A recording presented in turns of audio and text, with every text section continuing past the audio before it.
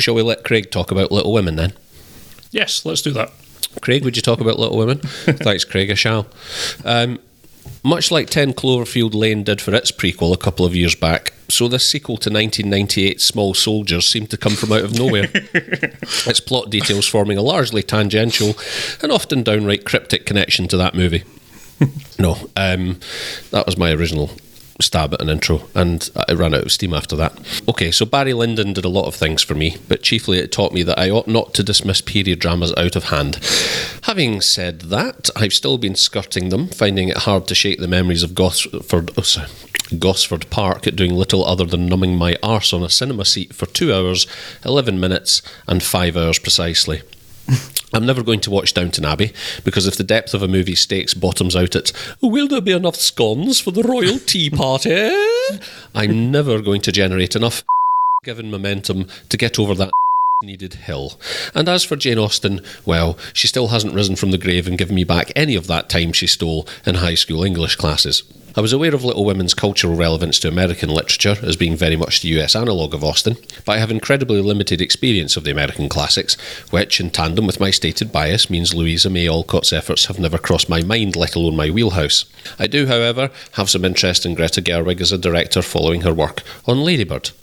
I do also recognise Saoirse, it's Saoirse, isn't it? We've settled on Saoirse now. It's Saoirse, yes. Yeah, Saoirse Ronan, as perhaps the most naturally gifted actor of her generation.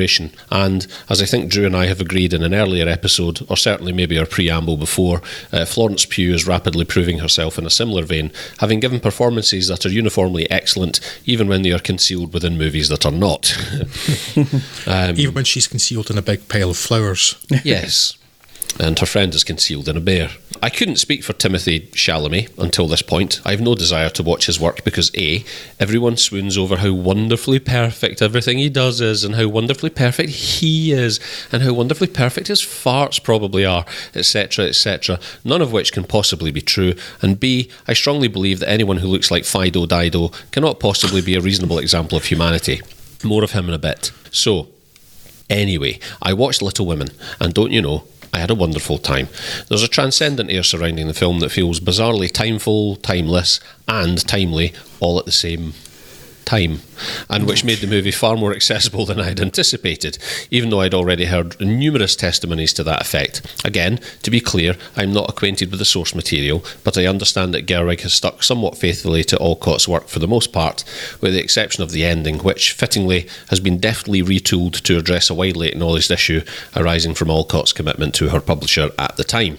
Crucially, rather than the words themselves, it's the delivery of some key dialogue which has been tweaked along the way, albeit subtly, and which lends its interpretation a resonance very much of the here and now.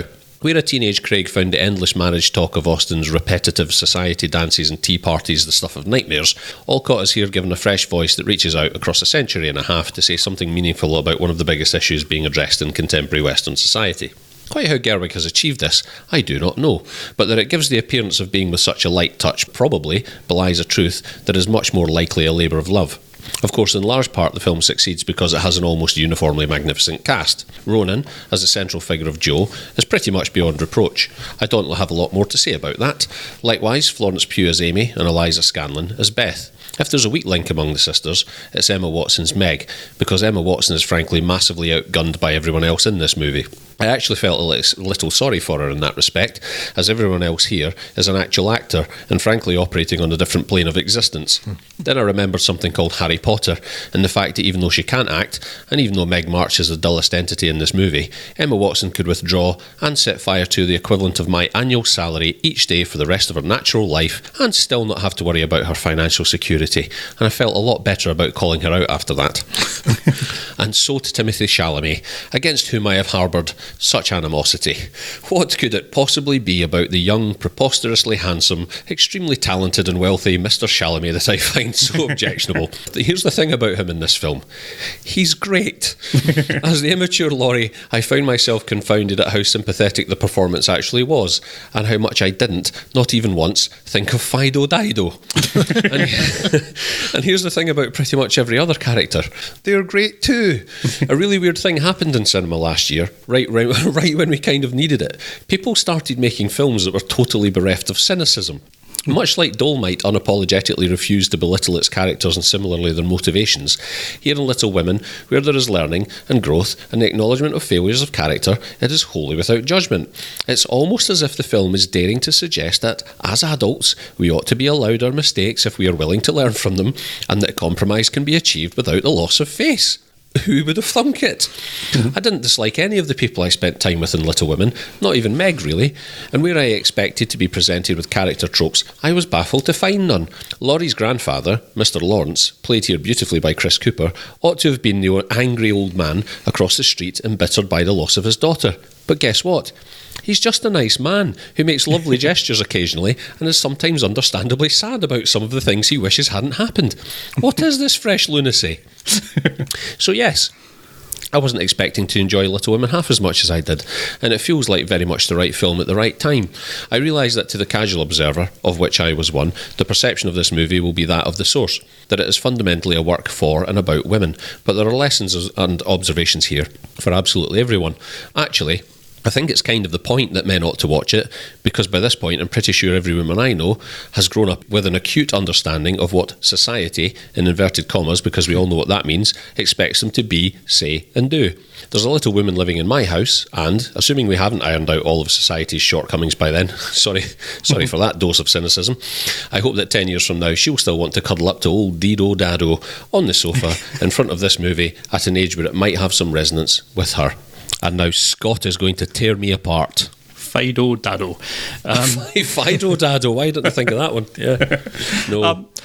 No. I entirely agree. The only thing that was giving you some thought to otherwise was that I don't really have all that much to say about this film, which is inversely proportional to the amount that I liked it. Oh, cool. But no, I really liked it. If we had been recording this a couple of weeks earlier, it would have definitely been on my Films of the Year list, so it will need to console itself by being the first guaranteed entry on 2020's highlight reel, but yes. Oh, I completely misread your comment off Mike earlier then. 100% recommended of it. It's pretty much agreeing with everything you're saying, that despite the baggage of antiquity, all the characters are just relatable and believable and nice. There's a great warmth to all the relationships, and it's just a really charming watch. And as you say, the central argument for sexual equality remains sadly as relevant a mere 152 years after the book's publication as at the time.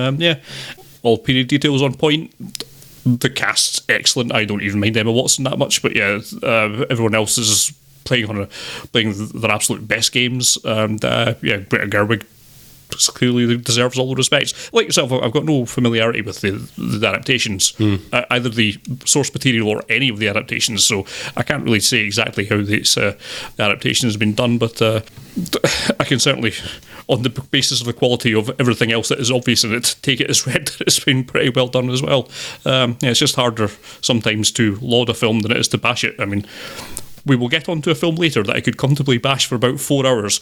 I just feel like I'm giving Little Women kind of a short shrift when I couldn't put all that much together for it. But yeah, it is just incredibly good. I recommend everyone watch it. Drew, did you watch Little Women? No. You're a bad man. No, it's. I want to see it, I just haven't had the chance. So there's that. Awesome.